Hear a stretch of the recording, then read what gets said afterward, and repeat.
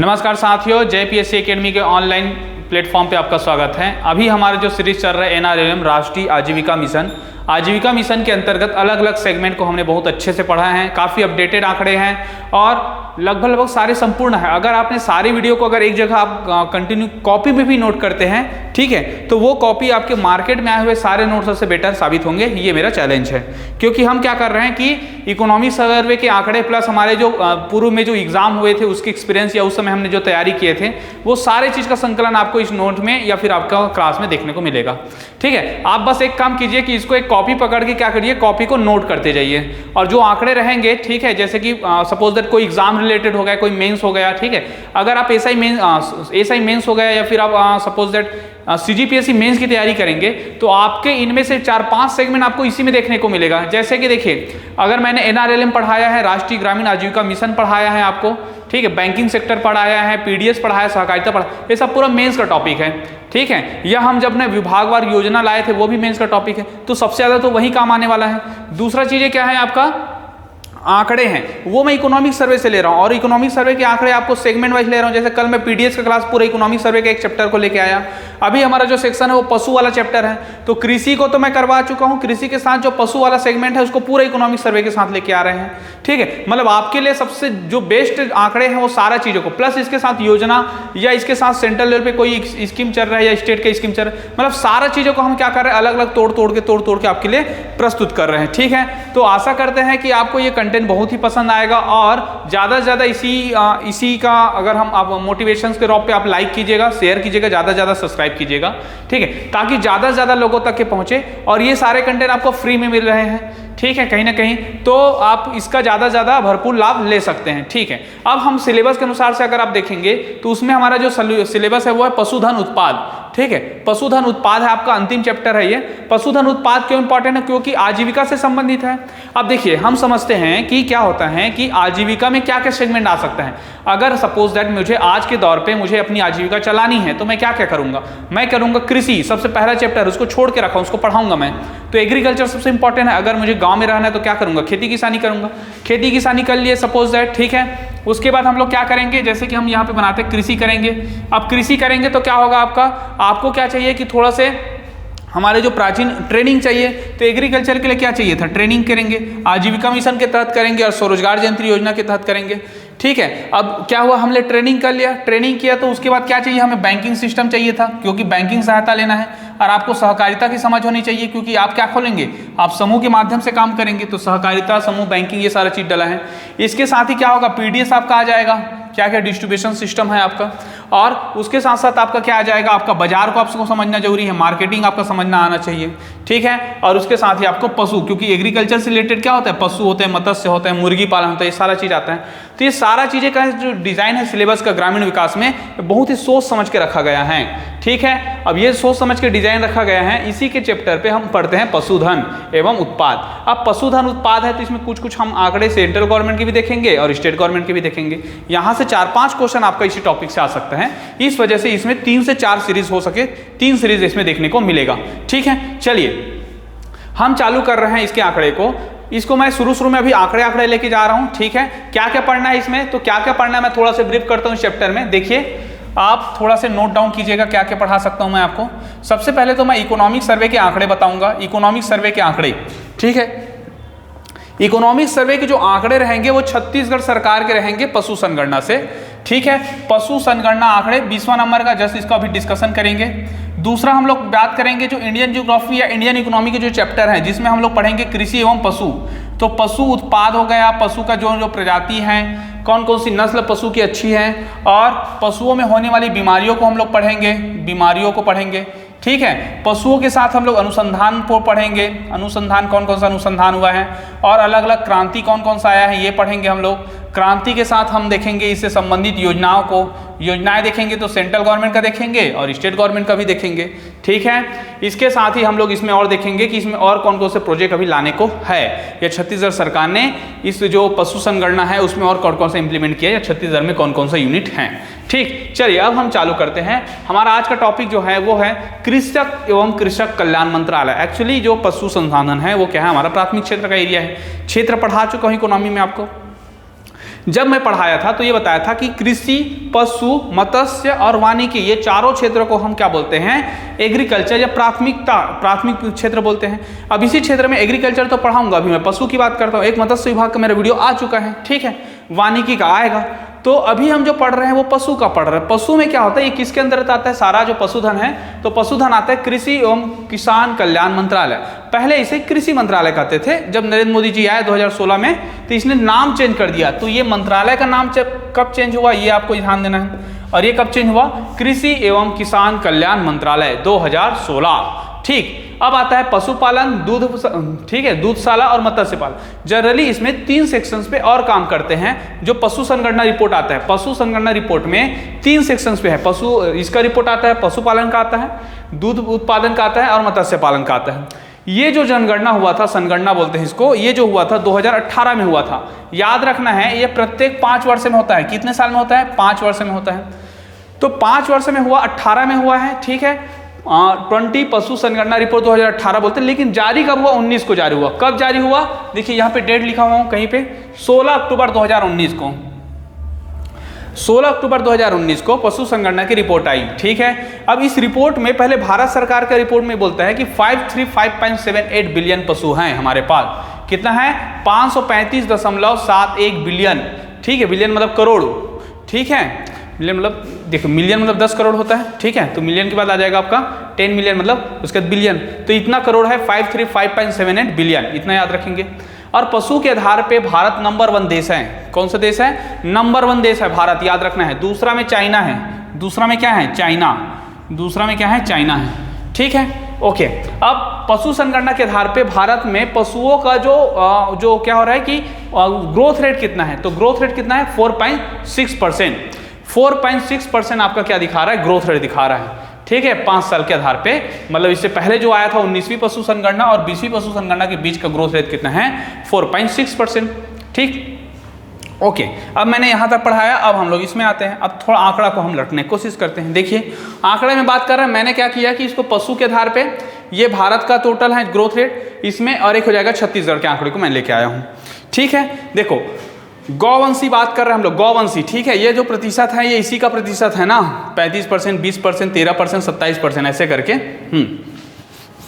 देखो 1934.6 लाख, ठीक है, 1934.6 लाख, ठीक है। इतना जो पर्टिकुलर रहेगा वो क्या रहेगा, 6 लाख करोड़ हो जाएगा ना। मतलब ये एक्चुअली क्या हो जाएगा, जैसे 585 हो गए, ठीक है, तो ये 32.99 करोड़ होता है ना, ठीक है, 129 करोड़ हो जाएगा, तो 32 करोड़ गाय है। और यहाँ पे क्या है, 2934 करोड़ होगा। तो गाय कितना है भारत में, 2934 करोड़, ठीक है। गौवंशी कितना है, 2934 करोड़। ये हो जाएगा हमारा कितना, 1098 करोड़ भैंस है, ठीक है। भेड़ कितना है भाई, 742 है, और बकरी कितना है, 1488 है। अब इसी 4 सेक्शंस को पहले रोकिए।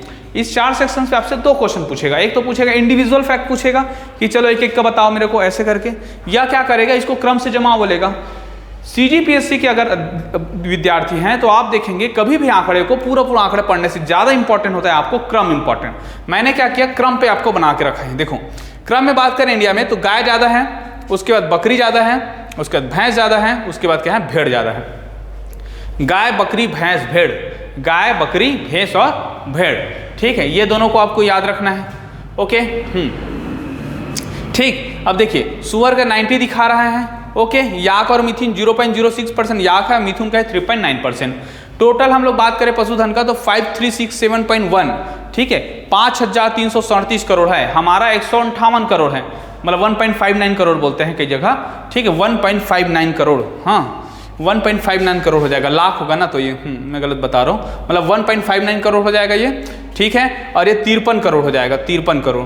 53 करोड़ भारत में है, हमारा कितना है, 1.5 करोड़ के मोटा 1.59 करोड़ है, ठीक है। इसको थोड़ा देख के पढ़िएगा, ये लाख में बता रहा हूँ एक्चुअली मैं, इसलिए गलत कर रहा था, ठीक है। तो ये क्या हो जाएगा, 19 करोड़ 34 लाख गाय हैं, ठीक है, 19 करोड़ 34 लाख, 19 करोड़ 34 लाख नहीं होगा शायद तक के, 2934 करोड़ होगा, ठीक है। उतना तो रहते थे। पहले हम पढ़ते हैं लाइन से, 32 करोड़ हमारा छत्तीसगढ़ में गाय है, ठीक है, हाँ 32 लाख है, ठीक है, 32 लाख ना, 32 लाख, 32 लाख, ठीक है, 36 लाख भैंस है, 40 लाख आपका बकरी है और 5 लाख क्या है, सुअर है।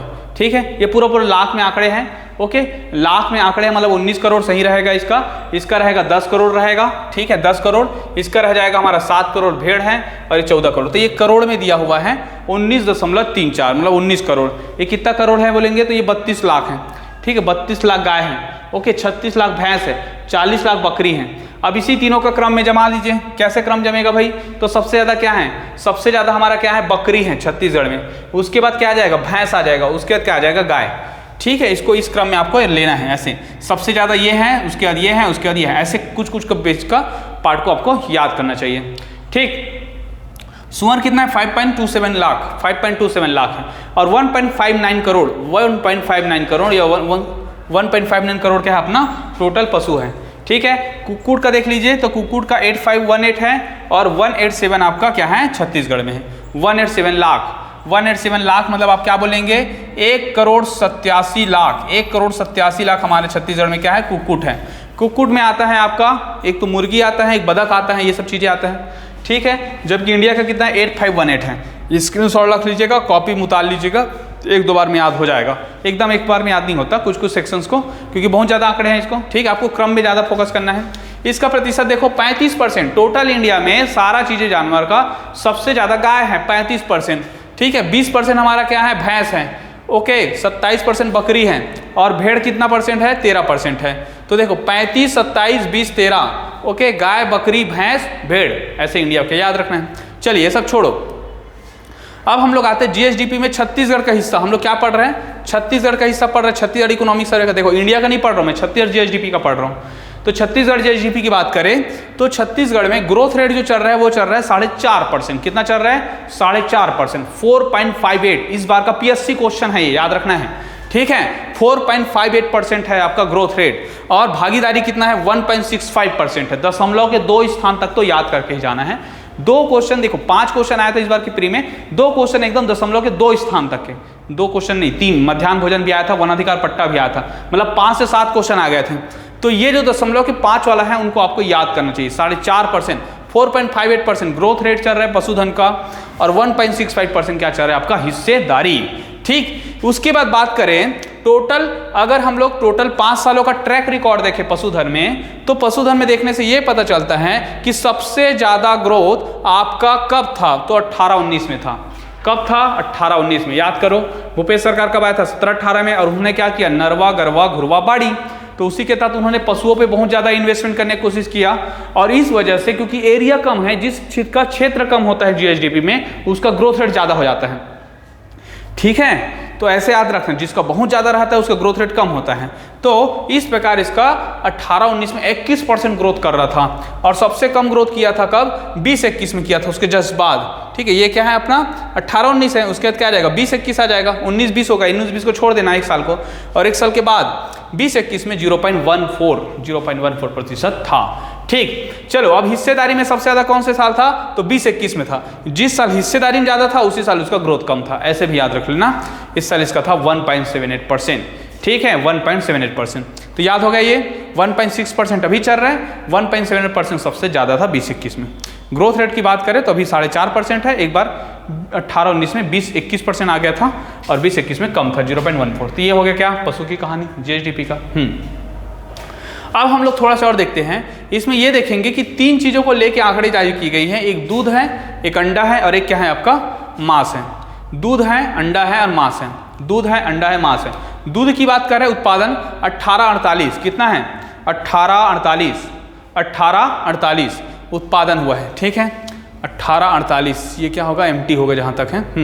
ठीक है, 20,316 ये लाख होगा कुछ। ठीक है, और ये 1000 टन है, ये भी 1000 टन होगा। तो चलो फिलहाल तो अभी उसमें मत जाओ, यूनिट में उसको बता दूंगा मैं क्लियर करके।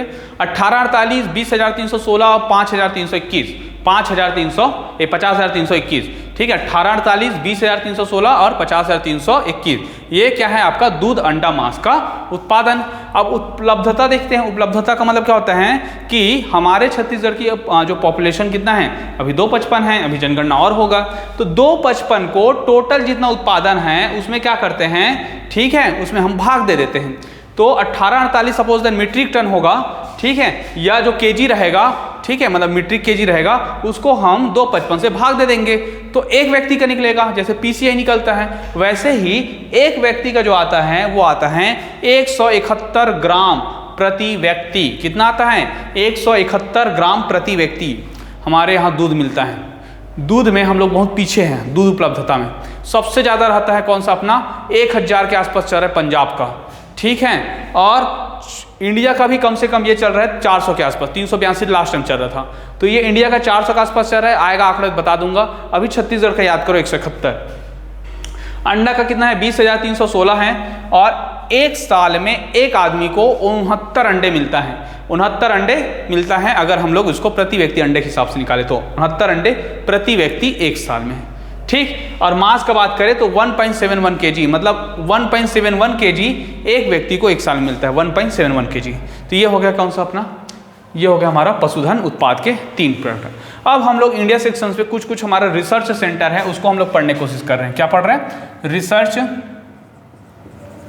सेंटर, ठीक है। रिसर्च सेंटर क्यों इंपॉर्टेंट है? ताकि वहाँ पे क्या होता है कि उसका और अनुसंधान कर सके, उसकी जो नस्ल है, ठीक है, जीएम टेक्नोलॉजी है उसमें और ज़्यादा उन्नत कर सके।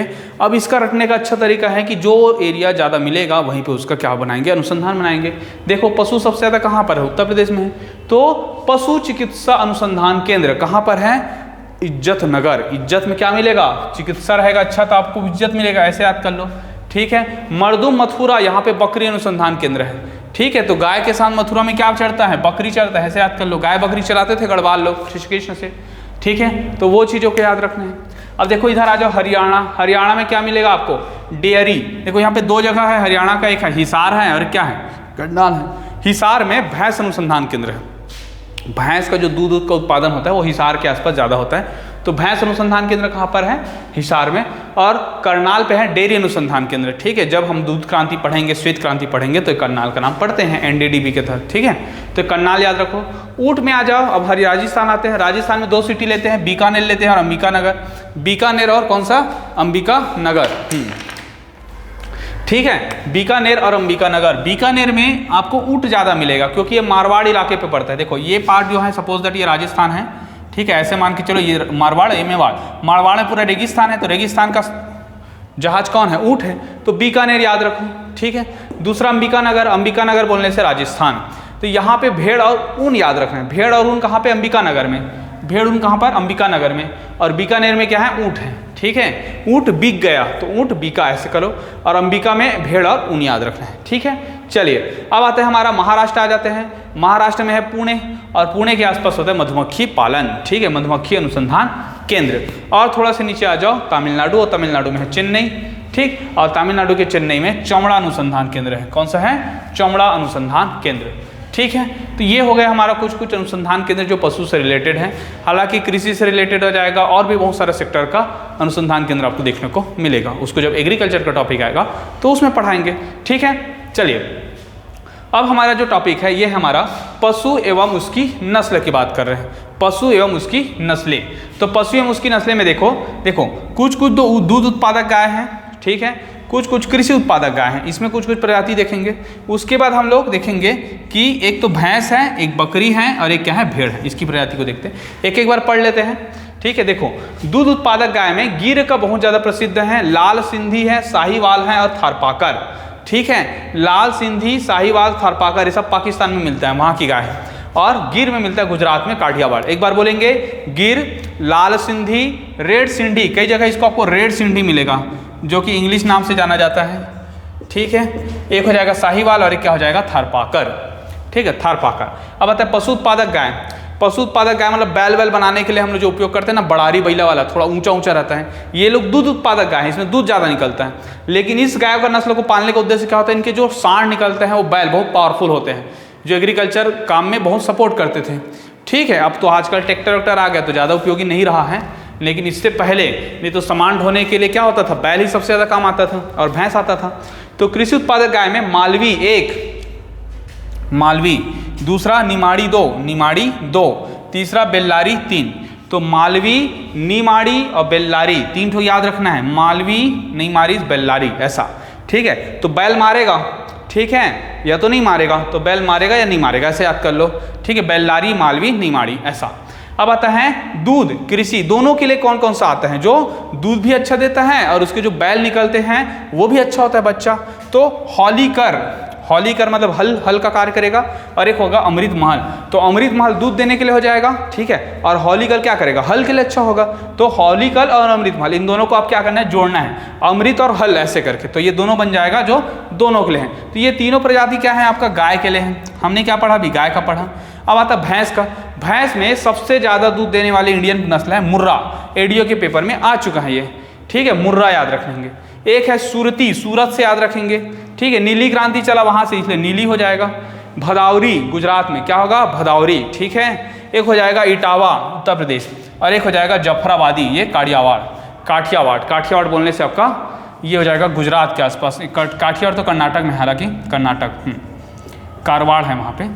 चलो ठीक है, तो जफराबादी काठियावाड़ आई थिंक ये गुजरात में है, हाँ वाड़ है तो काठियावाड़ हो जाएगा गुजरात में। देखो गुजरात का कौन कौन सा है भाई, सबसे पहले आपको भदौरी याद रखना है, सूरती याद रखना है, ठीक है, भदौरी, सूरती, जफराबादी, ये तीनों कौन सा हमारा पर्टिकुलर गुजरात का, ठीक है। और उत्तर प्रदेश का हो जाएगा इटावा, और मुर्रा हो जाएगा पंजाब और हरियाणा का, ठीक, ये होगा भैंस का। अब बकरी में आते हैं जमुनापारी और मेहसाणा हरियाणा का है, तो जमुनापारी और मेहसाणा, ठीक है, ये दोनों याद रखेंगे, मेहसाणा और जमुनापारी। और भेड़ का याद रखना है पश्मीना और अंगोरा। ये जो भेड़ है पश्मीना जो भेड़ है उसका साल बहुत प्रसिद्ध है, हिमाचल प्रदेश में मिलता है। इसे माना जाता है कि ये कम से कम 60 गुना ज़्यादा गर्मी करता है, एकदम पतला साल आता है साल। वो जो साल होता है वो पश्मीना नामक भेड़ से बना रहता है, उस ऊन से बना रहता है, जो बहुत गर्मी करता है, बहुत बारीक होता है, बहुत पतला होता है ये, ठीक है। तो ये पश्मीना भेड़ को याद रखेंगे, और अंगोरा को याद रखेंगे, अंगोरा, ठीक है, अंगोरा पश्मीना हो गया, जमुनावादी मेहसाणा यहाँ पर हो गया। इसको गुजरात को एक साथ पढ़िए, भदौरी, ठीक है, जफराबादी और इटावा हो गया, और मुर्रा हो गया, ठीक, बाकी इन तीनों को एक साथ। तो हमने क्या किया, पूरा अलग अलग सेगमेंट के अलग अलग सेक्टर को पढ़ लिए। इसके बाद इसका पार्ट 2 और आएगा, ठीक है। तब तक के हमारे जो चैनल को लाइक कीजिए, शेयर कीजिए, सब्सक्राइब कीजिए, और ज़्यादा से ज़्यादा लोगों तक पहुँचाइए, ठीक है। अभी हम थोड़ा देर में रहेंगे, आप स्क्रीनशॉट ले सकते हैं, उसके बाद मैं बंद करूँगा, ठीक है, धन्यवाद। अभी हमारा जो पहला पार्ट था जिसमें हमने खास तौर पे जो हमारे रिसर्च सेंटर थे, ठीक है, जहाँ जहाँ रिसर्च सेंटर है और उसकी कौन कौन सी प्रजाति है उस पर देखे थे। अभी हम क्या करेंगे, एक नस्लों के आधार पे, ठीक है, गाय पे क्या क्या प्रसिद्ध हैं क्वेश्चन बनते हैं, भेड़ पे कौन कौन से बनते हैं, भैंस पे कौन कौन से बनते हैं, वो हम लेके आए हैं। एक 1 लाइनर क्वेश्चन है, कहीं कहीं आपको देख जाता है एग्जाम में, और एग्जाम में ऐसे ही क्वेश्चन आते हैं। चलिए चालू करते हैं। सबसे पहले हम पढ़ रहे हैं गायों को पहला हमारा टॉपिक क्या हो जाएगा, गाय हो जाएगा। तो गाय पे हम लोग बात करें, पूरे सेक्शंस कितना है, गाय पे है, इतना सेक्शंस गाय पे हैं, ठीक है। तो एक जरासीन नाम का एक मिश्र प्रजाति है जो भारत में सस्टेन कर सकते हैं, मतलब बहुत सारे हमने क्या किया, अलग अलग प्रजाति के गायों को टेस्ट करके देखे कि चलो हमारे यहाँ भी ज़्यादा जो नस्ल है, ज़्यादा दूध देने वाली गाय आप जाए, लेकिन ऐसा नहीं हो पाए। यहाँ की जो जलवायु है उसके आधार पे क्या किया, वो उतना ज़्यादा अनुकूल नहीं रह पाए। लेकिन जरासीन गाय को हम मानते हैं कि हाँ भारत में रहने लायक वो क्या है, एक मिश्रित प्रजाति नस्ल की गाय है, ठीक है, मिश्रित नस्ल की गाय। उसके दूसरा जो लाइन है, सबसे अधिक समय तक दूध देने वाली गाय कौन सी। देखो समय की बात कर रहे हैं, जैसे कि कई गाय क्या होता है 3 महीने तक देती, कई गाय 4 महीने, लेकिन ये सबसे अधिक समय तक देने उस आधार पे, जैसे 9 महीने हो गए, 8 महीने, तो ये सबसे अधिक समय तक, मतलब जफराबादी क्या दिखेगा, तो बहुत अधिक समय तक दिखेगा। कोई क्रिकेट खेलता होगा तो याद होगा वसीम जाफर टेस्ट खेलता था, बहुत लंबा खेलता था, तो उसी से याद रखना जफराबादी, ठीक है। देसी नस्ल में सबसे अधिक दूध देने वाली गाय कौन सी है, देखो देसी नस्ल में बोल रहा हूँ, ठीक है, विदेशी नस्ल में नहीं, देसी नस्ल में सबसे अधिक समय तक दूध देने वाली गाय कौन से है, साहीवाल।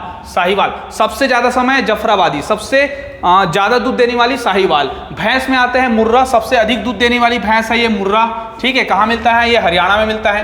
क्वेश्चन आ चुका है एडीओ 2017 और 12 में क्वेश्चन आ चुका है मुर्रा, ठीक है। दूसरा भदौरी, वसा युक्त तो दूध देने वाली भैंस है, इसमें फैट बहुत ज्यादा रहता है, ठीक है। तो फैट सबसे ज्यादा किसमें रहेगा, भदौरी मतलब क्या होगा, भद्दा, मोटा, तो मोटा मतलब फैट, ठीक है, ऐसे याद करेंगे ये भैंस का। सबसे ज्यादा अपन बात करें, वेस्ट बंगाल में सबसे ज्यादा भैंस मिलेगा आपको, गाय मिलेगा सबसे ज्यादा वेस्ट बंगाल में। उससे जैसे ऊपर जाएंगे तो आपको मिलेगा उत्तर प्रदेश, गंगा के तट में गाय ज्यादा मिलता है, तो वेस्ट बंगाल में सबसे ज्यादा गाय और उत्तर प्रदेश में दूसरे नंबर पे गाय। और दूध देने के मामले में बात करें गाय से दूध में, तो गाय के दूध में तमिलनाडु फर्स्ट है, ठीक है, गाय के दूध में तमिलनाडु फर्स्ट है। ये याद कर लो, आर्य लोग आए थे तो नीचे तरफ भी गए थे, तो गाय के दूध लेके गए थे तो तमिलनाडु याद करो। वेस्ट बंगाल, उत्तर प्रदेश, जितना वो बता रहा हूँ एक्स्ट्रा चीजें वो कोड है ना, कोई ऐसा सीरियसली नहीं मान के चलना है। अब देखते हैं बकरी।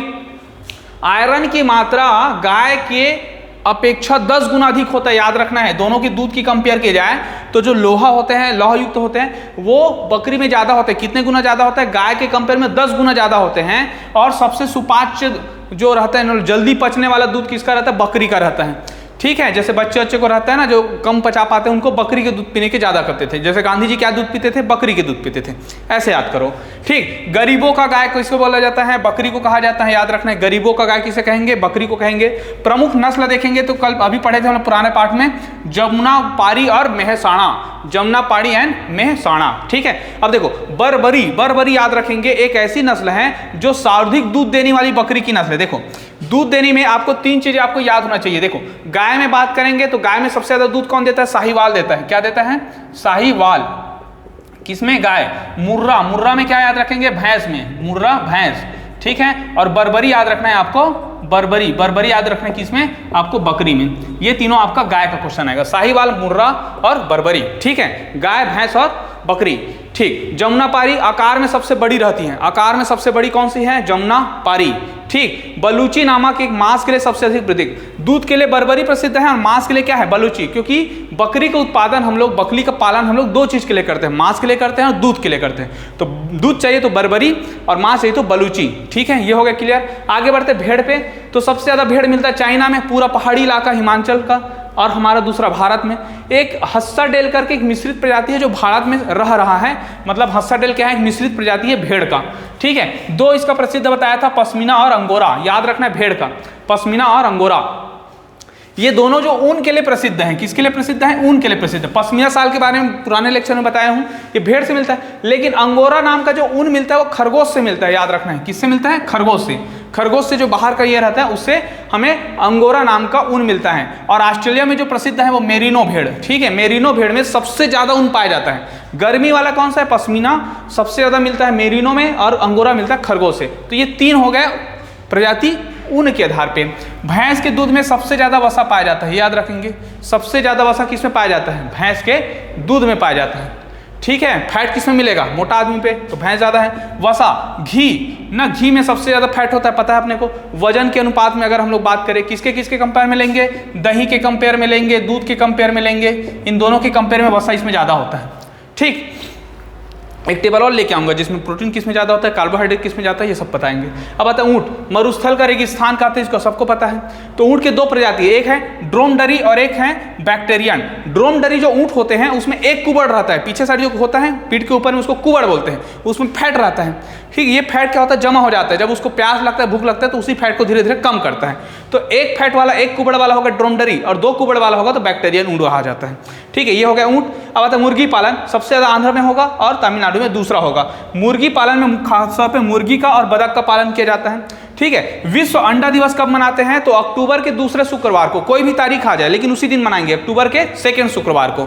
ठीक है, और कवच, इसका जो कवच होता है अंडे का, उसमें क्या होता है? कैल्शियम कार्बोनेट होता है। जैसे मूंगा की चट्टान हो गया, ये हो गया, अंडा हो गया, इस सब में क्या है? कैल्शियम से बना हुआ चीज है जो हमारे हड्डी के लिए काम का होता है। और ले हॉर्न, ये अंडा देने वाली सबसे बड़ी मुर्गी है।